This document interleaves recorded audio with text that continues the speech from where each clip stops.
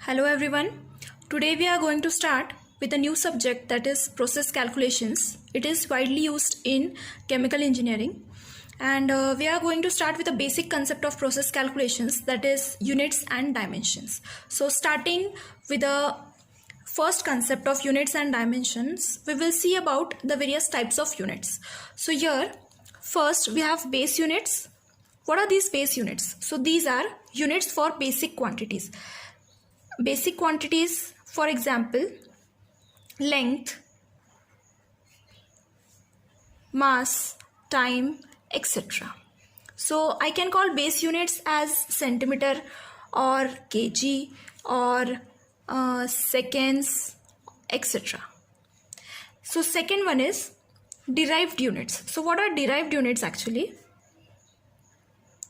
Derived units are the units which are derived from multiplying or dividing the base units. So for example, I will write here multiplying or dividing base units. For example, for velocity, we will consider an example of velocity. It is meter per second. So what have we done here? We have taken the unit of length and we have divided the length unit by time unit. So this is meter per second. So we are dividing or we are multiplying. So we are taking, if we consider unit of acceleration meter per second square, we are taking length, unit of length, and dividing it by unit of time, square of time unit. So these are derived units. We can also say centimeter cube per second, or we can also consider the unit for density, that is kg per meter cube, mass unit divided by length unit. So these are derived units. Third, we will move towards the third unit, that is multiple units. So multiple units are multiple fractions. I will write it down here. Multiple fractions of base units. Okay, so what are multiple units? For example, if we are considering time, the multiple units for time are hour or minute or second or day, etc. So these are the multiple units. Now we will move towards the various systems of units. I will write it down. Systems of units. So basically there are 3 to 4 systems of units. Worldwide accepted system of unit is SI system. This is international standard. So if we are considering this system according to quantities like length, mass, time, temperature, for example, these are the quantities in which we are using this units. So SI units will be written for length, meter is considered in SI unit system. For mass, kilogram, kg is used. For time, we are using seconds. For temperature, we are using Kelvin. It is denoted by capital K. Second is MKS. In MKS system of units, as the name suggests, M stands for, so MK suggests for meter, kilogram, second. So I will write it down here, meter, M. For mass in MKS system, it is kilogram, again kg, and for time, second, denoted as S. And for temperature, we are using Celsius. Third system of units is CGS. Also, the name suggests C stands for centimeter, G for gram, and S for seconds. I will write it down. Instead of meter, we are using centimeter. Here, instead of kilogram, we are using gram, denoted by G. This is denoted by centimeter. And time, again we have seconds, denoted by S. And temperature also we have Celsius. So if I am talking about SI units, because as it is worldwide accepted, I will write it. For mass, SI unit is kg, we have already discussed. Then for length, it is meter, denoted by small m. For time, it is second, denoted by S.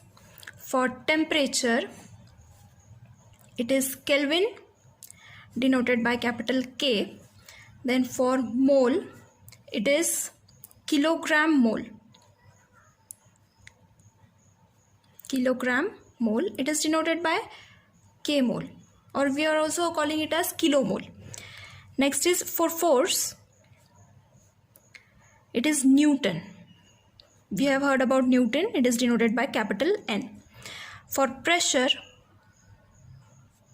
we have Newton per meter square, or also we call it as Pascal, right? Next one is energy. For energy, we already know the unit is joule. Also, joule can be written as Newton into meter. And another one is power. We know it is calculated in watts.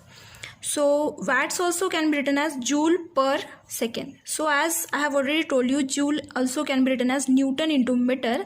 I can write down Newton into meter per second for watts. So these are the various units for in SI system of units.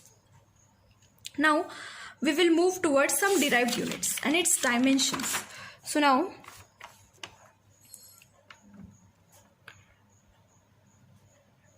derived units, I will write here units in SI system, and here I will write it dimensions. So we all know what are dimensions. Like for example, for length, dimensions is used as L.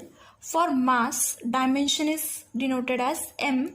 For time, dimensions used is theta, and for temperature it is T. Sometimes it can be reversed, that time is denoted by T and theta, temperature is denoted by theta, but here we are considering these units, so you have to take in mind these units only. So for derived units, first one I'll consider for volume. Okay, we all know what is a unit of volume. In SI unit, it will be meter cube.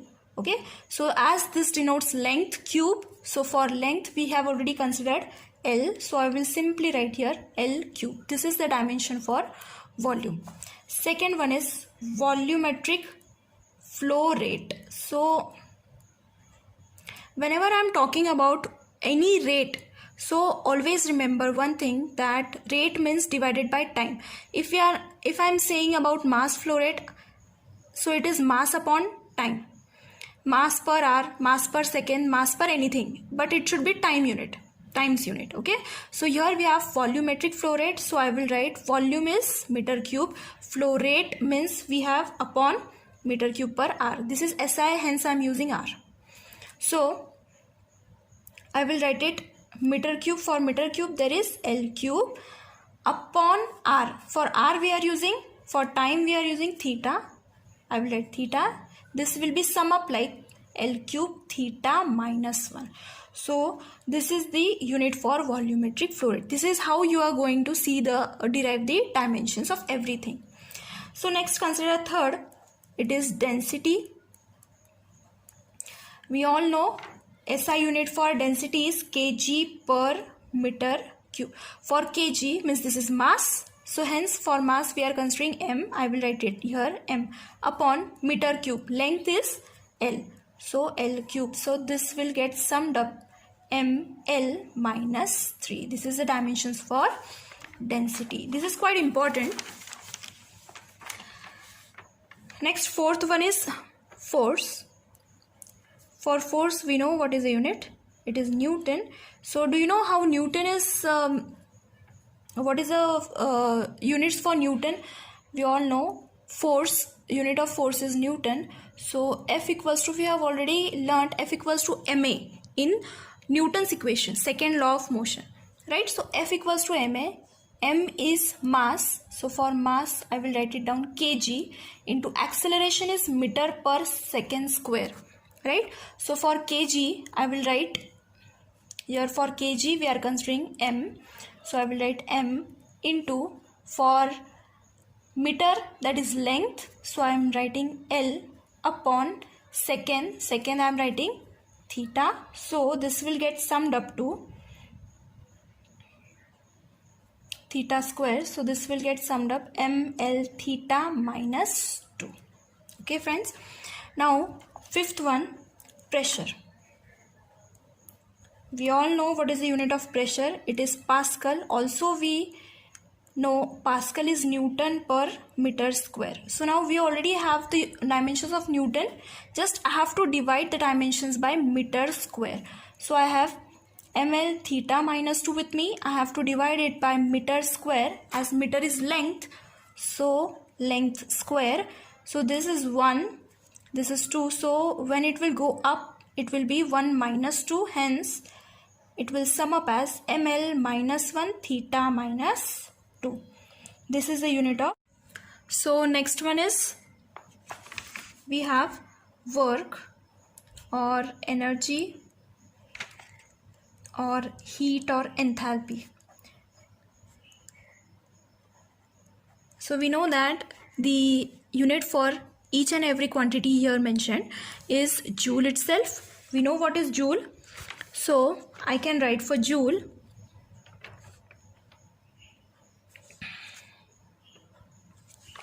Newton into meter. This is also joule.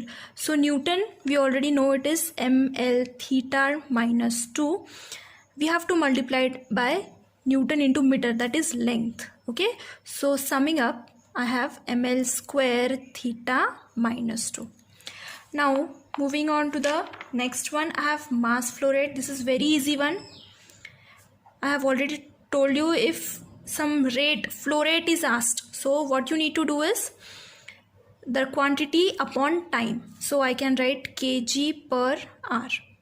So here for kg, kg is mass, hence we will take m. Meter per hour is theta, I can write m theta minus 1. This is a dimensional unit. Now 8th, it is heat capacity. Heat capacity, the unit is joule per kg into Kelvin. So we already know the units for dimensions for joule, that is m L square theta minus 2. I have to divide it by kg, that is mass, so I will write m into Kelvin. Kelvin is T. So mass will get cut down. Finally I have L square theta minus 2 T minus 1 for dimensions of heat capacity.